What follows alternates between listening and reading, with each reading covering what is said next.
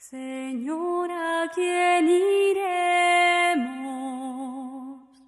si tú eres nuestra vida? Radio María y Didaje, Fe y Doctrina presentan En la Iglesia, un programa para conocer, amar y defender el cuerpo místico de Cristo, la Iglesia Católica. Con ustedes, Andrea Trujillo y Rafael Núñez. Señor, ¿a quién iremos si tú eres nuestro amor? Si tú eres nuestro amor. Buenas tardes, sean todos bienvenidos un miércoles más a su programa En la Iglesia, un programa para conocer, amar y defender el cuerpo místico de Cristo, la Iglesia Católica. Muy buenas tardes, Andrea. Buenas tardes, Rafa, y buenas tardes a todos los oyentes. Sí, aquí listos para seguir trabajando para eso que acabas de decir, para amar y seguir defendiendo y conociendo nuestra Iglesia Católica. Hoy tenemos un programa muy especial, ¿no, Rafa? Sí, señora, tenemos un programa muy especial, Andrea, porque el acuerdo que hicimos con Padre Héctor Ramírez de Mater Fátima Internacional, que nos va a explicar qué hacer en tiempos tan complicados como estamos viviendo a partir de un concepto llamado Cor Crea. Buenas tardes, Padre Héctor Ramírez, quien nos acompaña desde Fátima, Portugal. Bienvenido.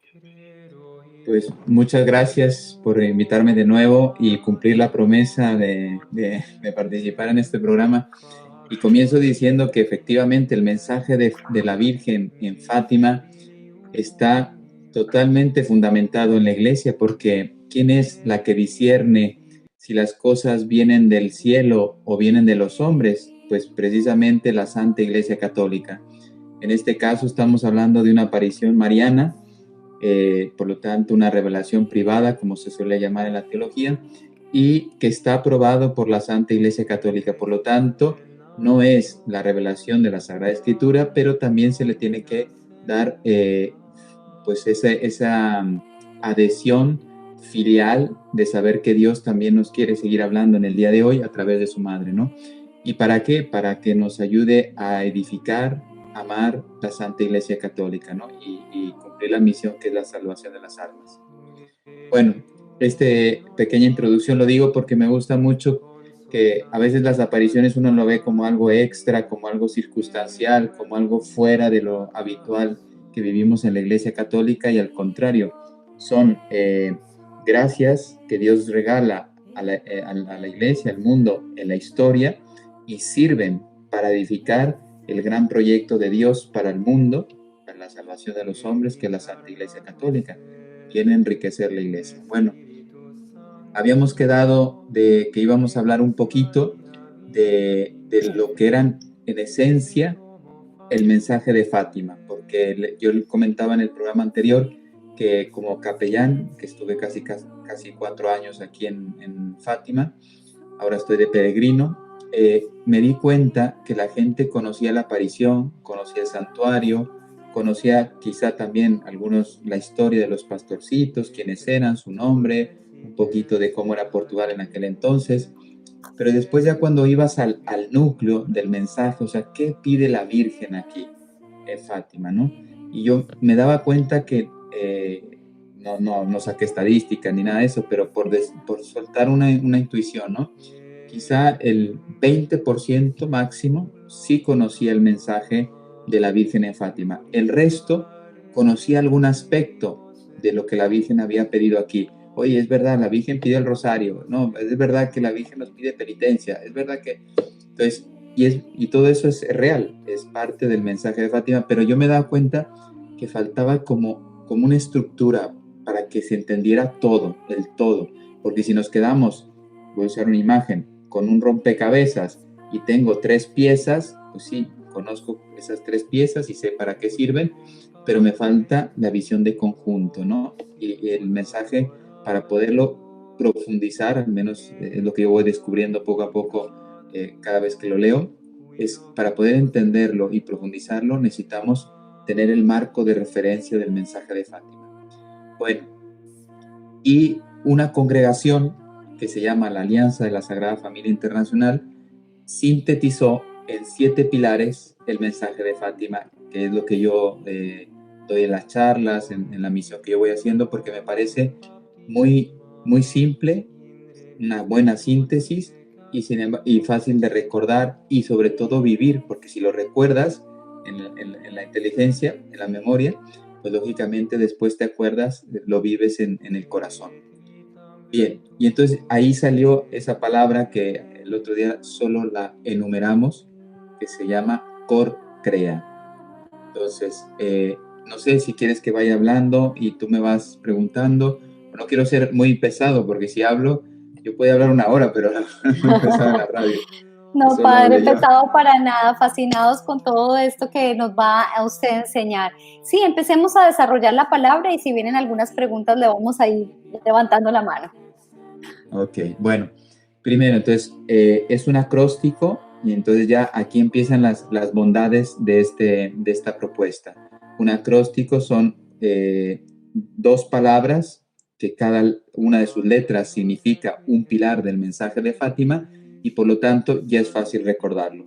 Si yo le digo a una persona, Cor Crea, que son las 2 palabras, oye, ¿eres capaz de recordar 2 palabras, Cor Crea? Y me decían, pues sí, son facilísimas, padre, no me está pidiendo nada. Bueno, pues ya empezamos muy bien, porque ya vamos a entrar a algo muy profundo, muy bello, muy profundo, y muy esperanzador para la historia de la humanidad en estos momentos difíciles, y basta que uno recuerde Cor Crea. Bien, enumero primero lo que significa cada una de las palabras y después podemos ir uno a uno comentando qué es lo que pide la Virgen.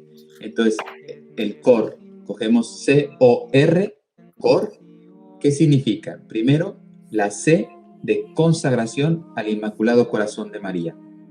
Entonces, esa es la C del Cor. La O significa oblación, que sobre todo implica 5 actitudes o 5 prácticas que se fueron mencionando a lo largo de las apariciones aquí de la Virgen. ¿Cuáles son? Pues aceptar los sufrimientos que Dios envíe. El 13 de mayo hizo una pregunta muy fuerte a la Virgen. Hacer sacrificios, penitencias, ayunos. Y por último, también un elemento que nos pide la Iglesia Católica, pero no siempre lo tenemos en cuenta, se suele decir cumplir con los deberes de Estado. O sea, realmente ser fieles a la vocación que Dios nos ha dado. Si yo soy sacerdote, pues lógicamente lo que quiero es cumplir con el sacerdocio. No quiero inventarme algo que esté prohibido para un sacerdote. Igual un casado, un padre de familia, o un esposo, una esposa, pues lógicamente evitará todo aquello que no le corresponde a su vocación. Bueno, la R, y estamos ya terminando la primera palabra, Cor, la Virgen pidió reparación por las ofensas que cometíamos contra el Sagrado Corazón de Jesús y el Inmaculado Corazón de María.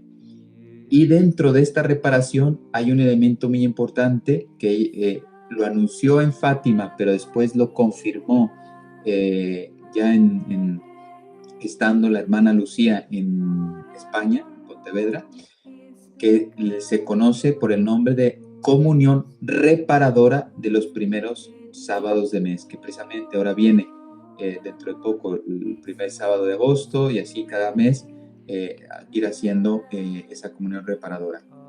Entonces, ahí está el Cor. Después viene el Crea. ¿Qué significa el Crea? La C de conversión, que es una invitación. La primera cosa que hizo Cristo fue invitarnos a la conversión, porque el reino de Cristo ya estaba aquí en medio de nosotros. Y esto se manifiesta de forma concreta, por eso es la C, con la confesión, que también ya hablaremos de la importancia de la confesión. R, estamos en el CREA, R de rosario,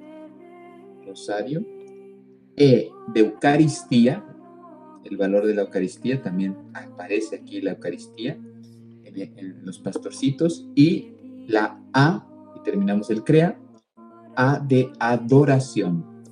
Los pastorcitos, ya sea en oración o en adoración, cuando el ángel de la paz bajó del cielo con la Eucaristía, se postraban para adorar a Dios. Esto es muy importante en nuestra vida espiritual. Si no adoramos a Dios, si no le reconocemos a Dios como Dios y nosotros nos reconocemos como criaturas e hijos suyos, pero también llenos de faltas y pecados, el hombre no entiende nada. Entonces es muy importante el tema de la adoración. Adorar a Dios y especialmente en su presencia real en la Santa Eucaristía. Pues ese es el Cor Crea. ¿Estamos listos? Sí, listos, Padre. Empecemos esta aventura. Empecemos con la C del coro. Consagración Bueno. al Santísimo Corazón o al Inmaculado Corazón de María. Así es. Pues la Virgen nos dio un camino, que ya no lo repito, pero solamente lo enumero, porque tristemente se cumplió en la historia. Aquí hubo un mensaje muy profético y un grande aviso para la humanidad, pero la humanidad no hizo caso y no quiere hacer caso, también hay que decirlo, sigue. Por eso la urgencia de llevar este mensaje al mundo y las consecuencias son funestas. Pues la Virgen nos advirtió antes, voy a meterlo en el contexto, la Virgen se aparece a partir del 13 de mayo de 1917 y nos advirtió que Rusia iba a ser un país que iba a flagelar el mundo en la historia. Y ella nunca habló del comunismo, al menos en las apariciones. Ya después con la hermana Lucía, que se le siguió apareciendo, probablemente sí. Pero yo estoy hablando de las apariciones a los 3 pastorcitos. Y luego las 3 que consideraban parte de ese mensaje a Lucía en España. Ya después la Virgen tuvo apariciones solo a Lucía, con mensajes pues para ella o para ciertas personas, pero yo hablo de ese es como el núcleo de las apariciones de Fátima. Bueno, la Virgen nos dijo que los errores de Rusia iban a flagelar el mundo.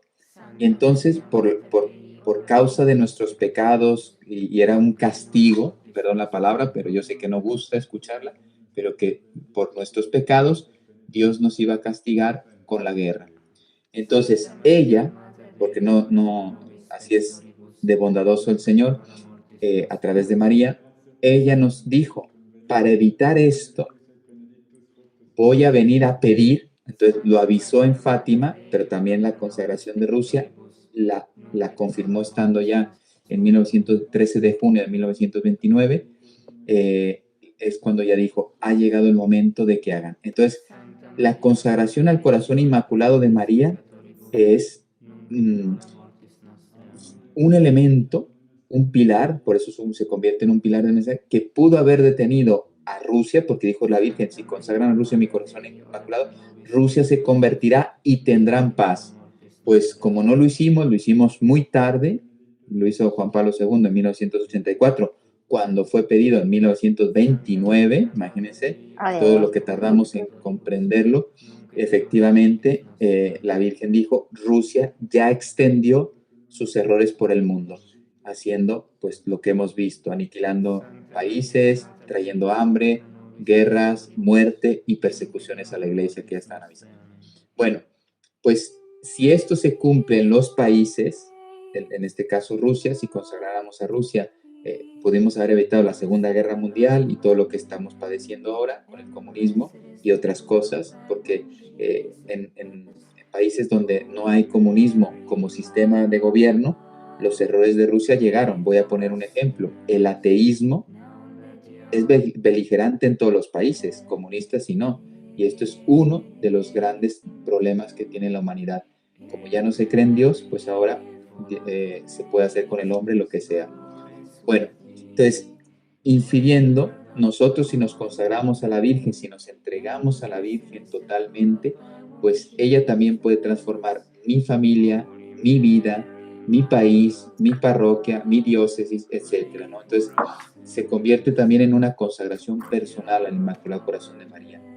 Aquí viene en auxilio el gran tratado de la verdadera devoción a la Santísima Virgen María de San Luis María Griñón de Montfort, que fue un gran conocedor de la Santísima Virgen, y precisamente él hacía una propuesta de un itinerario de 33 días para preparar todo el ser para la consagración. Pues nosotros, como Mater Fátima, hemos adoptado ese método, como muchas instituciones lo tienen, porque es validísimo, es un método muy pedagógico, para prepararnos a lo largo de 33 días para consagrarnos al Inmaculado Corazón de María. Y luego después, lógicamente, uniendo esta aparición con la de Santa Margarita María de Alacoque, pues nos consagramos en un segundo momento al Sagrado Corazón de Jesús. ¿Y por qué digo esto? Porque dirán algunos, padre, pero es que en Fátima se habló solo del Corazón Inmaculado de María. No, quien diga algo así no conoce el mensaje de Fátima. Aquí la figura del Sagrado Corazón de Jesús y del Corazón Inmaculado de María aparece varias veces a lo largo de la aparición del ángel y de la Virgen, y siempre van unidos. Entonces se consagra uno a María para llegar a Jesús, y luego después se consagra al Sagrado Corazón de Jesús para recibir todas esas promesas que nos dejó a través de Santa Margarita María de Alacoque. Padre, Sí. permítame hacer una pausa aquí en auxilio de nuestros oyentes. ¿Cuál es la mejor manera de consagrarse al Sagrado Corazón, al Inmaculado Corazón de María? Porque está el libro del padre Montfort, ¿okay? Montfort, sí. Y hay un folleto que se ha hecho muy popular de los 33 días para la consagración, que tiene en su carátula la imagen de la Guadalupe. Sí. ¿Cómo existe algún manual, algún folleto online que usted recomiende? Este es el que estás hablando, Rafa, que Ajá, tiene la virgencita, que este es muy popular. Ajá. Sí, en los Estados Unidos veo que yo cuando pasé por Estados Unidos me di cuenta que era muy, muy conocido y Se ha promovido muy seguido. mucho. Sí, este padre, que ahora no recuerdo el nombre, pero bueno, ahí lo tiene, Andrea. El padre Michael Gaitley. Sí. Pues él lo que quiso hacer es actualizar el Tratado de la Verdadera Devoción, ¿no? A mí me gusta más, el librito del padre Michael, conozco su existencia, pero tampoco lo he profundizado, no lo he leído. Entonces, a mí me gusta más ir a lo esencial, el método clásico que San Luis María Griñón de Montfort propone.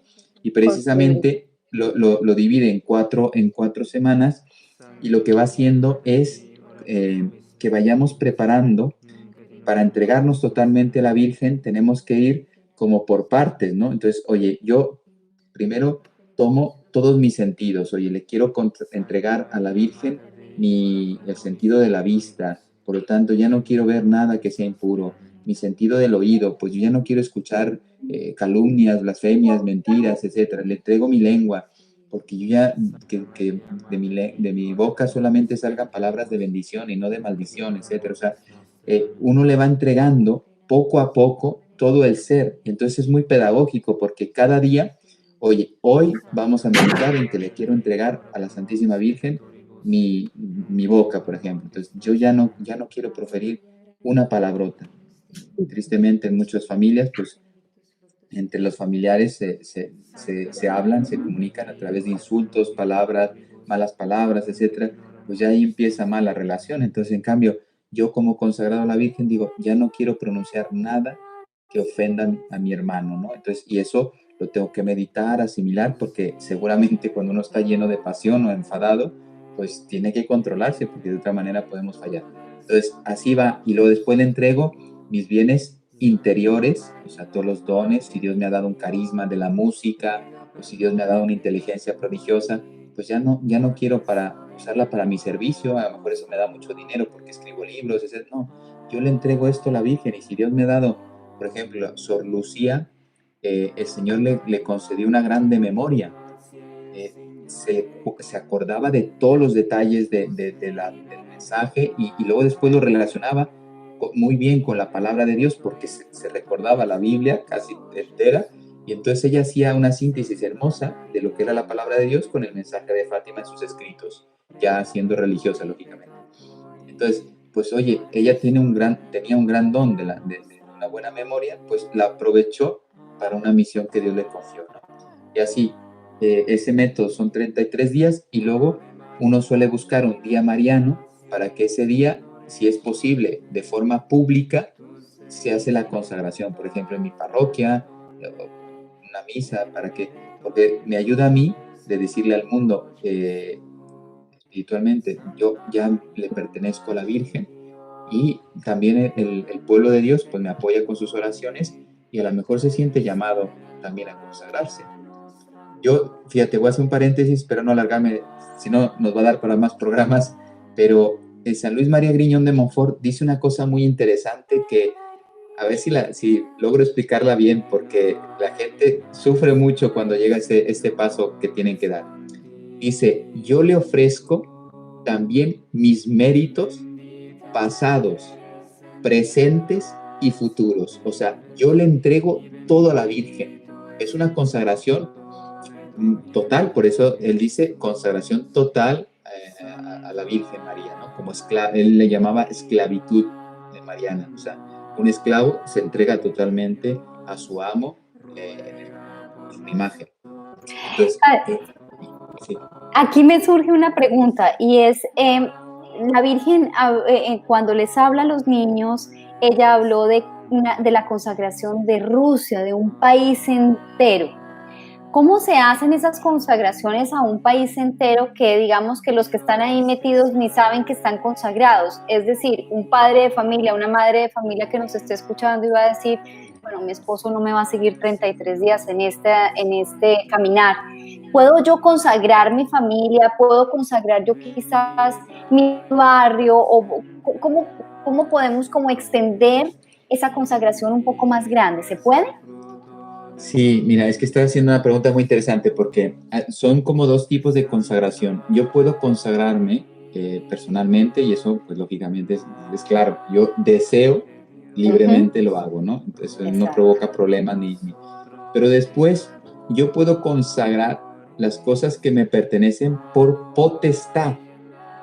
Entonces, un presidente puede ser bueno o malo, pero en ese momento tiene la potestad sobre la nación, de la cual va a dar cuentas a Dios. Entonces, si fue buen presidente, pues Dios le recompensará. Si fue mal presidente, le va a preguntar por todo el daño que le hizo a la nación. O sea, sus errores, si te das cuenta aquí, es muy importante entenderlo. Cuando alguien tiene un cargo de responsabilidad, un obispo, un presidente, pues no solamente se equivoca él, sino la equivocación puede tener repercusión positiva o negativa en las personas que están bajo su cuidado, ¿no? Sea espiritual, sea de gobierno, etc. Bueno, entonces ahí dices tú muy bien, imagínate un padre de familia que ve que sus hijos se han ido de la iglesia, etcétera, está sufriendo, entonces yo no puedo consagrarle, o sea, ellos no quieren consagrarse, a lo mejor no quieren ni ir a misa, menos se van a querer consagrar a la Virgen, al Corazón Inmaculado. Pero lo que yo sí puedo hacer, si soy padre de familia, para que ellos reciban gracias de parte de Dios, aunque no las están pidiendo ni buscando, yo, padre de familia, por la potestad que Dios me ha dado, consagro mi familia para que sea bendecida por Dios. Entonces, es muy bonito porque es un acto de amor muy grande. O sea, no estoy pidiendo solo por mí o para mí, estoy pidiendo para que los que están bajo mi cargo reciban esa bendición. Entonces, ha habido países, gracias a Dios, Polonia, Colombia, etcétera, donde los presidentes han logrado consagrar, también España fue consagrada por su rey hace 100 años, un poquito más de 100 años, que se renovó hace poco la consagración al Sagrado Corazón de Jesús. Entonces, el rey Alfonso XIII, poniendo el ejemplo de España, él consagra, padre, pero no es ni siquiera religioso, no es sacerdote, precisamente no lo hace como obispo, no lo hace como sacerdote, porque esa potestad no la tiene él, pero sí tiene la potestad de gobierno, en aquel entonces tenía la potestad de gobierno de ese país. Entonces, en nombre del país, porque Dios se lo ha encomendado, él se lo quiere entregar al Sagrado Corazón. Y entonces la gente, aunque no quiere o no le interesa esas gracias, pues puede ser beneficiado por ese acto de amor que hizo su gobernante. Es muy bonita la pregunta, ¿eh? Ya, qué bueno, Padre, bendito Dios que se puede. Bueno, continuemos, la O. Vamos con la oblación. Entonces, como decía, que era a sacrificios, ayunos, sufrimiento, penitencias y cumplir con los deberes de Estado. Bueno, recuerden que el 13 de mayo, cuando se aparece la Santísima Virgen a los pastorcitos, le suelta una pregunta que a mí me ha hecho mucho pensar, porque yo digo, yo si estuviera viendo a la Virgen estaría feliz, en éxtasis, como decían ellos.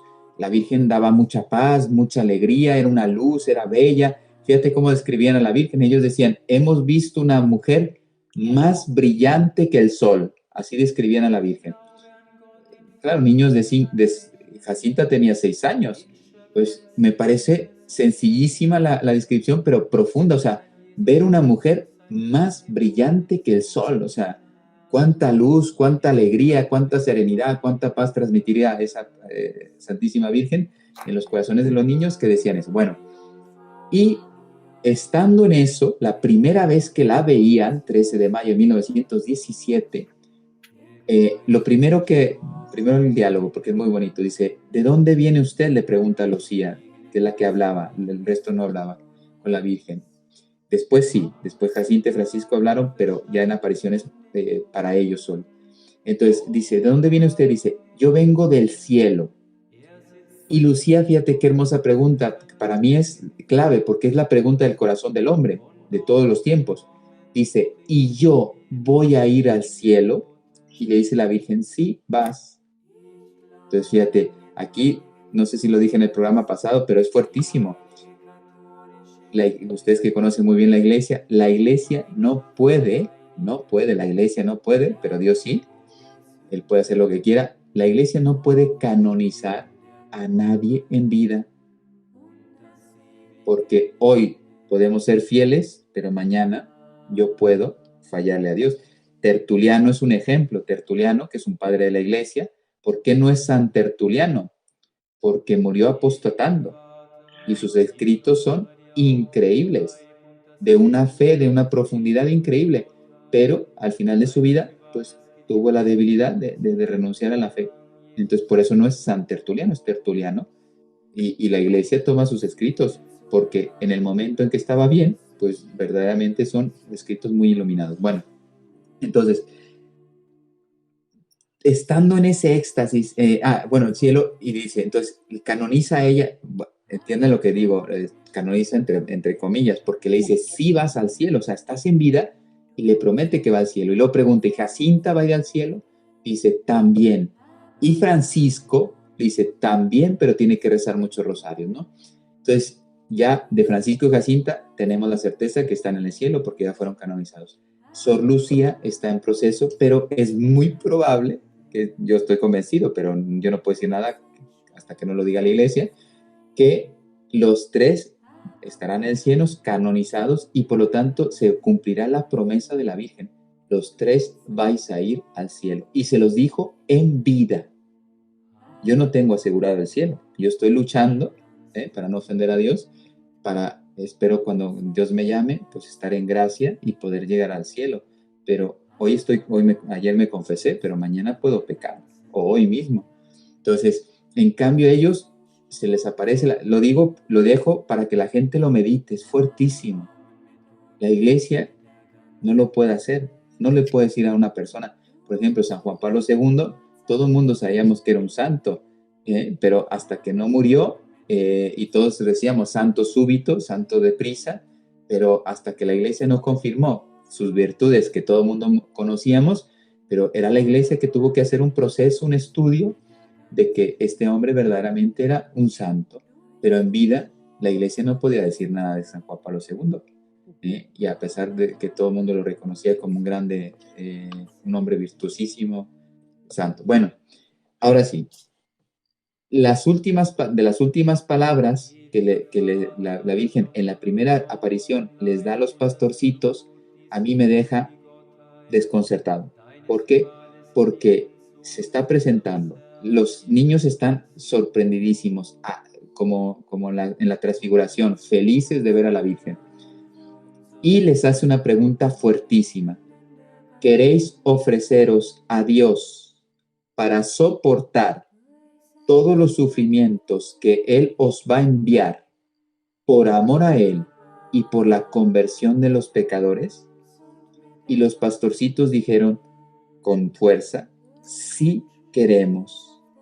Y entonces le responde la Virgen, entonces vais a tener que sufrir mucho, entonces pues vais a tener que sufrir mucho, pero la gracia de Dios, fíjense, 3 niños pequeñitos, viendo por primera vez la Virgen, y ella les hace una pregunta, ¿estáis dispuestos a renunciar a vosotros mismos, tomar la cruz y seguir a Dios? Y ellos dijeron sí, y lo demostraron con la vida. Fueron niños de palabra. Entonces, aceptar los sufrimientos, ahí entra la oblación, o sea, yo acepto cualquier sufrimiento. Madre Teresa de Calcuta decía, Señor, una oración muy bonita, Señor, lo que tú quieras, como tú quieras, por el tiempo que tú quieras. Y muchos santos han repetido oraciones similares. Los sacrificios, cuántas veces sea el ángel o la Virgen, cuando le dice en agosto, rezad mucho y sacrificaos por los pecadores, porque muchos van al infierno, porque no hay quien rece y se sacrifique por ellos. Pues fíjate, ya es un deseo no de hacer un sacrificio para ganar yo, sino yo me entrego por amor para que otro tenga la vida de gracia, el perdón de sus pecados, la salvación. Entonces, la oblación significa entrega, abandono total, un darse a cambio por los otros. Pues ese es el sentido de este pilar. Y estos son los 5 elementos: el sufrimiento, el ayuno, los sacrificios, la penitencia, y también cumplir con los deberes de Estado es muy exigente.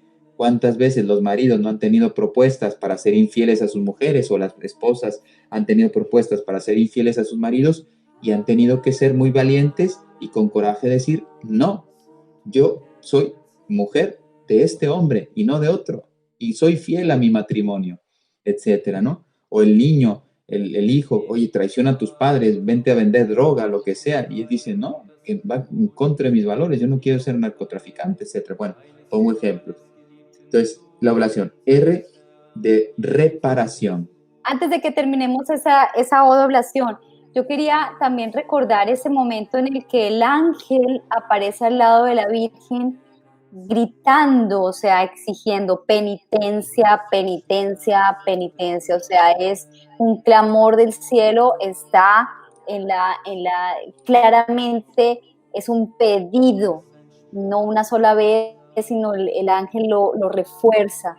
Es decir, esta oblación es un pedido directo y es un pedido en el que debemos escuchar, porque no fue en el tono de la Virgen, sino fue un clamor con fuerza, ¿verdad? Así es, pero fíjate, es un tema muy, muy hermoso y tiene todo el sentido. Bueno, efectivamente, y eso está en la Sagrada Escritura, pero con la mentalidad de hoy no lo queremos aceptar porque nos hace responsables y no queremos pagar las consecuencias de nuestros errores, ¿no? Pero si obramos bien, todo resulta bien en nuestra vida. Pero si obramos mal, todo tiene consecuencias funestas en esta vida y en la eterna, ¿no? Entonces, el mensaje de Fátima lo que está advirtiendo al mundo es que por los pecados que está cometiendo ya en aquel entonces, que serían gravísimos, pues iban a venir una purificación, unos castigos que iban a corregir justamente la justicia divina. El amor de Dios nos había esperado mucho tiempo, pues ahora venía la justicia divina a corregir todos los males que estaba haciendo la humanidad en aquel momento, ¿no? Y digo en aquel momento porque antes no había pornografía, no había clonación, no había tanto aborto, etcétera. Y mira los males que ya estaba preparando la sociedad. La pregunta es, ¿qué males estamos preparando ahora nosotros con todos esos pecados? Los juegos de azar, la pornografía, todos los abusos en la medicina, porque yo estudié un poquito de bioética y ahí hay aberraciones terribles de inmoralidades en todo el tema de la medicina, etcétera, ¿no? Porque no se respeta precisamente la ética, ni la moral, ni los valores morales en esa ciencia, ¿no? Bueno, entonces... Sigamos con la R. ¿Qué pide la Virgen, el ángel? Definitivamente el Señor está pidiendo reparar, porque si tú haces un daño, tú tienes que pagar. Si yo robo un banco, pues no basta pedir perdón porque robé un banco. Tengo que devolver ese dinero que injustamente tomé, ¿no? Es una imagen simple para entender lo que pasa con nuestro pecado. Cuando yo peco, cometo una injusticia, aparte de ofender a Dios, por eso voy a confesar para que la culpa sea absuelta, pero después la injusticia tiene que ser reparada. Si yo aborté, Dios me perdona el aborto, pero después tengo que reparar ese daño que he hecho a esa criatura, a Dios, a mis hermanos, a mi familia, a la sociedad, al mundo, por haber privado un ser de su vida injustamente, ¿no? Con los motivos que sean. Bueno, pues ese es el sentido de la reparación. Reparar la injusticia que yo provoco con mis pecados. Y si no reparo, es Dios quien me obliga que repare la injusticia. Y entonces, pues ahí vienen las guerras, ahí vienen las epidemias, las pandemias y todo esto. Pues la pandemia que estamos viviendo ahora, inclusive dentro de la iglesia, muchos quieren justificarle y decir, no es un castigo divino. No hay otra forma de leerlo. Ya pueden decir, si quieren, en el idioma que quieran, que es una pataleta de la naturaleza, que es un castigo, una rebelión de la naturaleza. Precisamente, ¿por qué la naturaleza reacciona así? Porque la naturaleza, que no tiene inteligencia, también resiente todo el mal que hay en el corazón del hombre. Bueno, para reparar esos pecados y esas injusticias, la Virgen nos pide una cosa muy concreta. Se puede reparar de muchas formas, pero en el mensaje de Fátima, sobre todo pidió un aspecto que es muy interesante para conocer y tiene mucha fuerza espiritual, podría ayudar al mundo, y es la comunión reparadora de los primeros sábados. Ya entramos en materia, la comunión reparadora de los primeros sábados. Precisamente la Virgen y el Señor también le habló de este tema a Sor Lucía, estando ella en España, y le dice, sirve para reparar las ofensas que el corazón inmaculado de María recibe, porque la Virgen le dice a Lucía, son tantas las almas que la justicia divina condena por pecados contra mí cometidos. O sea, Dios perdona todo. Es más, yo creo que prefiere ser insultado Él a que se metan con su Santísima Madre, ¿no? Entonces, hay gente que ofende mucho al corazón inmaculado de María y lógicamente tenemos que reparar ese corazón. También el de Jesús, pero en este caso estamos hablando de la reparación al corazón inmaculado de María. Bien, entonces, ¿en qué consiste la comunión reparadora? Tiene 5 condiciones la comunión reparadora. Primero, debemos confesar, debemos estar en gracia. Puede ser antes del primer sábado de mes o después, pero en ese sábado tenemos que estar en gracia. Segundo, tenemos que recibir la comunión. ¿Sí? Tercero, rezar el Santo Rosario.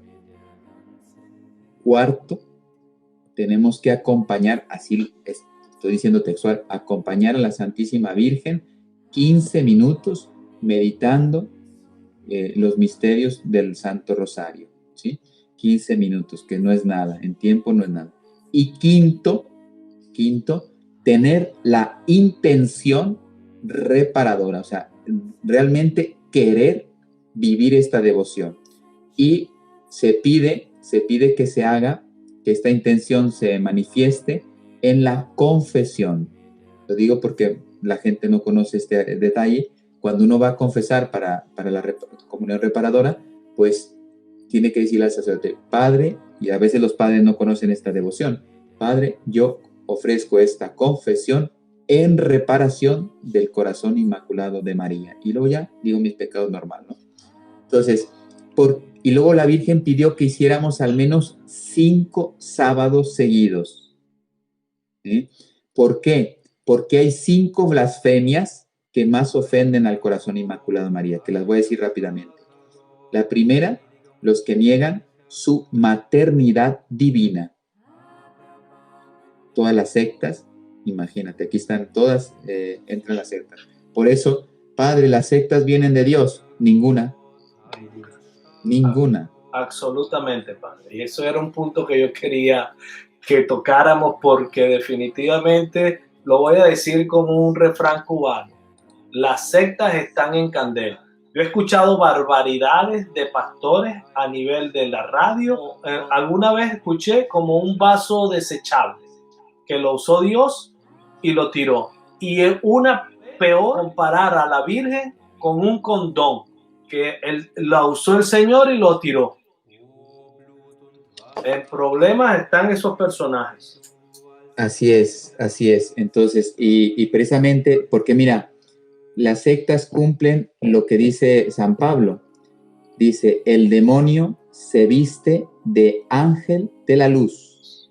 Entonces, porque voy a poner un ejemplo, entre la Iglesia Católica y el satanismo está clarísimo, o sea, no hay nada que nos una. O sea, unos adoran a Dios, que somos nosotros, y otros adoran a Satanás. En cambio, las sectas adoran a Satanás, pero se ponen son lobos vestidos de oveja, y se ponen como si fueran prácticamente, oye, tenemos Biblia, tenemos palabra de Dios, hablamos de cosas hermosas, etcétera, pero no es la Iglesia Católica. Y precisamente uno de los elementos de confirmación de que no vienen del cielo, precisamente es que ¿cómo puedes decir? Habla en el sentido humano. Tú dices que eres mi amigo y luego atacas a mi mamá. Sí, inaceptable. O sea, ¿qué tipo de amigo puedes ser tú? De las cosas que más amamos son nuestros padres en este mundo. ¿Cómo puedes decirte amigo mío y que trabajas conmigo y estás conmigo y deseas hacer lo que yo quiero, etcétera? Y después atacas lo que más amo. Claro. Cristo, después de amar al Padre, ama a su madre y luego después a nosotros. Entonces, y hay una... Sí, adelante, padre, continúa. No, dime. Hay una gran verdad teológica. Negar la maternidad y la virginidad de María es negar que Jesús es el Mesías.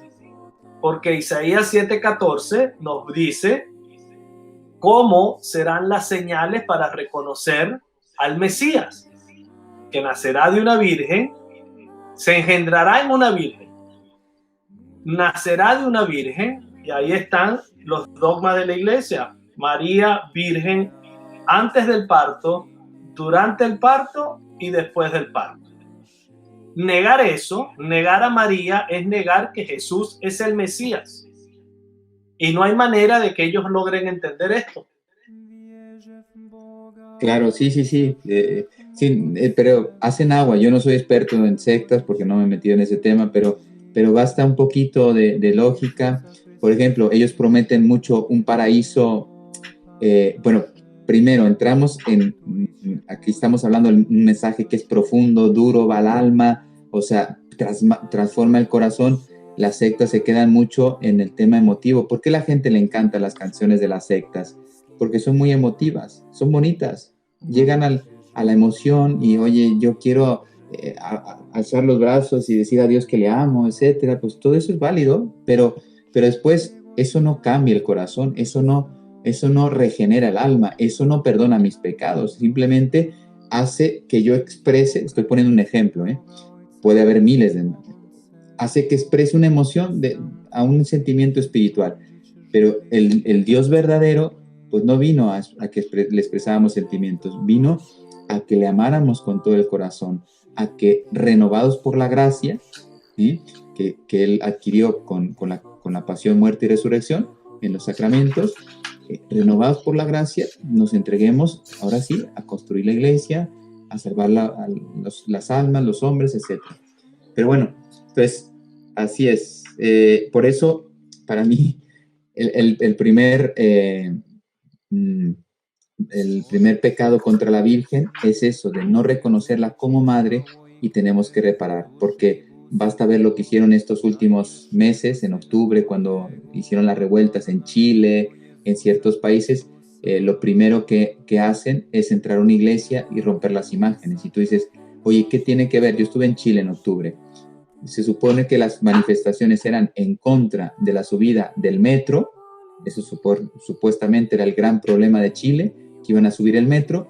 ¿Y por qué terminaron entrando a las iglesias y quemándolas y rompiendo las imágenes? Está clarísimo. No es una manifestación social, es una manipulación social de personas, en este sentido, masones y detrás está el comunismo, Rusia, detrás está Rusia, clarísimamente, y lo podemos comprobar. Por dar un dato, en Chile en octubre, cuando fueron las manifestaciones, la aduana de Chile registró 9,000, casi 10,000, casi 9,000 venezolanos que entraron en ese mes y 1,000 cubanos. Fue un ejército, 10,000 personas y todas las manifestaciones que hubieron. Entonces se da uno cuenta que esto no es casualidad, ¿no?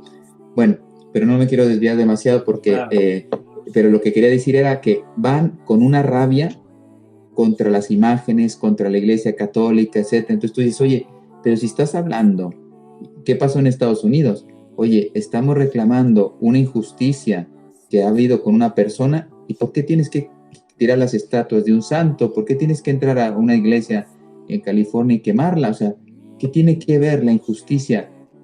No sé, yo me pregunto y lanzo la pregunta al aire. ¿Qué culpa tiene la iglesia de que hayan matado a esa persona? Si hay una injusticia, hay que pedir justicia a quien haga justicia en lo humano, que es el Estado. Pero ¿por qué vas a ir a quemar una iglesia? ¿Qué es lo que, o qué te ha hecho San Junípero para que tú lo maltrates, ¿no? Ya te das cuenta que detrás de eso no hay solo la protesta de la justicia, hay algo más. Y al final la gente termina siendo manipulada. Bueno, entonces, ¿cuáles son las 5 ofensas al corazón inmaculado de María? Primera, los que niegan su maternidad divina. Segundo, los que niegan su virginidad perpetua. Tercero, y su inmaculada concepción. Su inmaculada concepción. Los que atentan contra sus imágenes, los que le quitan la devoción a los niños y entonces son las 5 blasfemias que más ofenden al corazón inmaculado de María. Entonces, ahora sí entendemos por qué 5 sábados de mes reparadoras, porque queremos reparar por todas estas 5 blasfemias que están haciendo muchas personas alrededor del mundo, ¿no? Ya pusimos ejemplos anteriores. Aunque es duro el mensaje de Fátima, porque como les decía, nos pone en causa, o sea, nos hace responsables del mal que está sucediendo en el mundo. Por ejemplo, es muy fácil decir que un virus es una pataleta en la naturaleza. En cambio, qué difícil es, oye, por tu mal comportamiento estás provocando esto. Oye, eso ya no me gusta porque yo soy no le puedo echar la... Así es muy fácil, yo le echo la culpa a la naturaleza. Oye, qué mal me tratas a mí, humanidad. En cambio, no. Esto sucede porque yo libremente decido no amar. Y cuando no decido amar, también estoy provocando alteraciones en la naturaleza, porque recuerda que el pecado es espiritual y no se huele, pero está. Y le da poder a Satanás, y Satanás lógicamente utiliza la naturaleza para flagelarnos cuando puede, cuando Dios se lo permite. Entonces, por eso digo, el mensaje de Fátima es muy incómodo. Para mí es bellísimo, y a veces me dicen, padre, tú eres medio pesimista, no sé qué. Apocalíptico, me dicen. Oye, tú parece que eres apocalíptico. Digo, pues mira, primero yo repito el mensaje. Segundo, oye, para mí el mensaje de Fátima es muy esperanzador, pero yo, si tengo un cáncer, yo quiero que el médico me diga que tengo un cáncer y después me diga la solución. Pues eso es Fátima. Le dice al mundo dónde está su cáncer, que dejó de amar y respetar de amar a Dios y respetar su ley. Y entonces ella, como madre y maestra, nos da un camino para reconducir la humanidad. Por lo tanto, no es apocalíptico. La Virgen no es apocalíptica. Al contrario, es madre de la esperanza. Pero oye, una madre no te va a esconder tus fechorías. Al contrario, si es una madre buena, te va a decir, hijo, ya sabes que esto no es por aquí. Entonces, en ese sentido, el mensaje de Fátima me apasiona porque es un mensaje de mucha luz, especialmente para estos tiempos. impresionante, Padre. Y creo que definitivamente el llamado de Fátima es un llamado que tenemos que atender sí o sí, porque el no es perdición de nuestras almas. Sin embargo, padre, pues escucha uno personas en que dicen o digamos que se enfrascan en apoyar eso que usted acaba de decir, no tiene un sentido apocalíptico, no es que vamos a tener un futuro muy negro porque ella habla de un castigo, de que Dios va a castigar al mundo por sus crímenes a través de la guerra, del hambre, de las persecuciones a la iglesia y del Santo Padre. Esto se puede como malinterpretar en el otro sentido, Padre. ¿Cuál fue el verdadero intención de la Virgen al decir Dios va a castigar al mundo por sus crímenes por medio de la guerra? Fue muy específica: la guerra, el hambre, las persecuciones a la iglesia y al Santo Padre.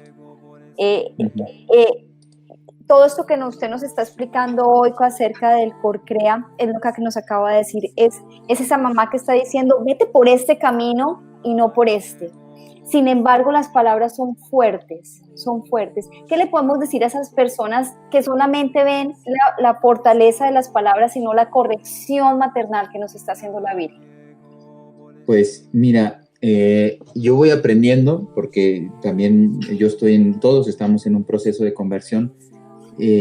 Para las cosas de Dios se necesita fe y se necesita humildad. Fe para entender que Dios es Dios, eso ya no nos gusta. En la cultura de hoy, los dioses somos nosotros, nos gusta decir que yo puedo, yo sé, yo tengo, etc. Entonces eso es muy agradable al orgullo, a la soberbia, pero en cambio no, la fe me hace ver que yo soy una criatura y con todo lo que significa criatura, y soy amado, soy salvado, etc. Pero soy criatura, yo no soy Dios, ¿no? Entonces fe. Y segundo, humildad, porque el mensaje de Fátima, si no tienes humildad, no lo entiendes.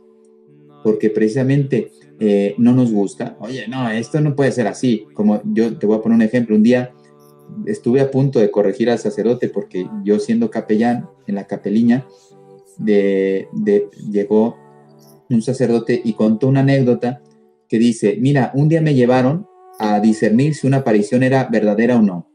Primero, ahí cometí un error, porque el sacerdote no tiene que discernir, eso lo tiene que discernir la iglesia a través de los obispos, etcétera, etcétera. Pero bueno, y contó la anécdota. Yo fui, dice, y se apareció, o sea, no que se apareció, sino que me fui al lugar, etcétera, me contaron lo que estaba diciendo la Virgen, y cuando llegó y empezó a decir que los sacerdotes tenían que cambiar de vida y no sé qué, dice, yo le dije a esas personas que esa aparición no es real. Dice, porque una madre nunca habla fuerte a sus hijos. Y yo, ¿cómo? Perdón. Pues no conoces el mensaje de Fátima, porque es toda una bellísima madre, pero vaya que habló clarísimo a los hijos. Les dijo, si no consagráis Rusia, es lo que leíste tú, Rusia esparcirá sus errores por todo el mundo y provocará guerras, hambre, destrucciones, persecuciones a la iglesia, el Santo Padre, y el Santo Padre tendrá mucho que sufrir. Y dice, y varias naciones serán aniquiladas, que ahora se llama Nicaragua, se llama Cuba, se llama Venezuela, ahora México recientemente, se llama China, se llama, o sea, ¿cómo que no se cumplió el mensaje? Y es que la Virgen no lo dijo ni insultando, ni amenazando, lo dijo con unas palabras tan simples. Pero te digo, como no hubo fe, no se creyó en el mensaje, o se tardaron mucho en creer algunos en el mensaje, y no hay humildad. Porque, por ejemplo, unos dicen, yo cuando hablo de Rusia, que sigue extendiendo sus errores, dicen, no, pero si la consagración ya está hecha. Digo, yo ahí no me meto, yo no soy la iglesia para decir si ya fue hecha o no la consagración. La hizo San Juan Pablo II, y si la aceptó la Virgen, pues que me lo diga la iglesia a mí, yo no se lo voy a decir a la iglesia. Pero lo que nadie me puede negar es que Rusia sigue extendiendo sus errores. Y hace poco, el año pasado, en septiembre, Nicolás Maduro grabó un vídeo y lo envió a todo el mundo, diciendo, me he reunido con Putin para ver el programa en nuestro lenguaje para ser comunista a toda América, también Estados Unidos. Y lo dijo él, no yo no estoy en contacto con Putin, pero él sí estuvo con él. Y dice, y me voy feliz de Moscú porque ya tenemos el programa. No usaba estas palabras, lógicamente usan estas palabras que son totalmente falsas, ¿no? Entonces, oye, Rusia sigue actuando y sigue manipulando y sigue conquistando países, no con bombas, pero con ideologías. Entonces, si se cumplió o no la consagración, lo que sé es que Rusia sigue haciendo daño al mundo. Entonces, yo, ¿qué tengo que hacer? Invitar al mundo a que viva el mensaje para que la Virgen detenga estos errores que están flagelando al mundo. Muy bien, pues el tiempo se nos ha agotado, pero háganos un resumen del core, para cerrar con un resumen del core. Pues mira, el core es consagración, oblación y reparación. Entonces, ya son 3 pilares, por decirlo así, después vienen los otros 4 pilares que van a fortalecer este core. Es el inicio de un mensaje, yo diría, la Virgen vino a traer un mensaje de esperanza al mundo. Padre, mil gracias porque esto es usted desglosó y cogió los puntos más importantes que la Virgencita nos está llamando. A pesar de que esta aparición ya se fue hace más de 100 años, sin embargo, se está viviendo hoy en día más que nunca, más que antes. Tenemos que comprometernos con este core y con este CREA que queda pendiente para un próximo programa en donde usted nos explicará la importancia de ese CREA. Pero yo les llamo a todos los oyentes a empezar ya con este core, empezar con esta consagración. El librito de San María de Montfort se consigue en todos los lados, se puede conseguir incluso online. Es muy fácil de conseguirlo y de empezar. Y la oblación y la reparación también la podemos empezar, como usted bien dice, pues son 5 sábados que solamente hay que tener fe y humildad, las 2 llaves que se necesitan para este core CREA, la fe y la humildad. Gracias, Padre. Bueno, que Dios les bendiga y nos vemos la próxima, si Dios quiere. Si Dios quiere, estaremos desarrollando el CREA. Esto ha sido En la Iglesia, un programa para conocer, amar y defender el cuerpo místico de Cristo, la Iglesia Católica. Nos vemos aquí el próximo miércoles, 5 p.m. Señor, ¿a quién iremos? Si tú eres nuestra vida. Radio María y Dida G, Fe y Doctrina presentaron En la Iglesia, un programa para conocer, amar y defender el cuerpo místico de Cristo, la Iglesia Católica, conducido por Andrea Trujillo y Rafael Núñez. Señor, ¿a quién iremos? Si tú eres nuestro amor, si tú eres nuestro amor.